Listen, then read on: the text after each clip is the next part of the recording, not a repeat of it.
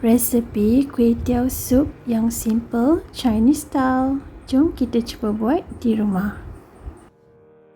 Mula-mula kita akan celur kuih tiaw dalam 700 gram, celur 2 ke 3 minit, kemudian angkat dan toskan.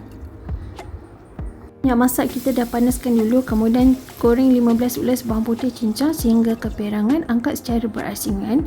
Tinggalkan dalam 2 sudu besar minyak bawang dalam kuali dan masukkan 500 gram isi ayam yang dipotong kecil. Goreng sebentar sehingga bertukar warna dan masukkan halia, bawang putih, kek dan berbola ikan. Kita akan masak sebentar dan tambahkan dalam 2 liter air. Letak setengah ketul cube pati ikan bilis dan 1 ketul cube pati ayam.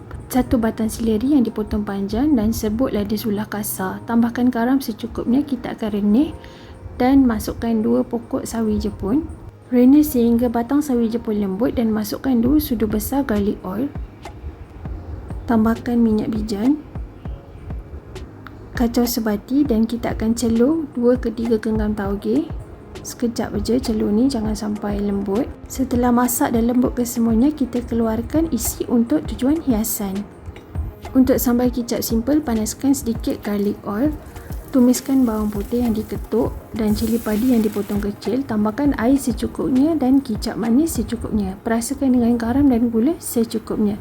Kita akan masak sebentar dan siap untuk digunakan. Cara untuk hidangkannya, letakkan kuih tiaw yang telah dicelur di dalam mangkuk. Letakkan juga isi ayam yang telah direbus.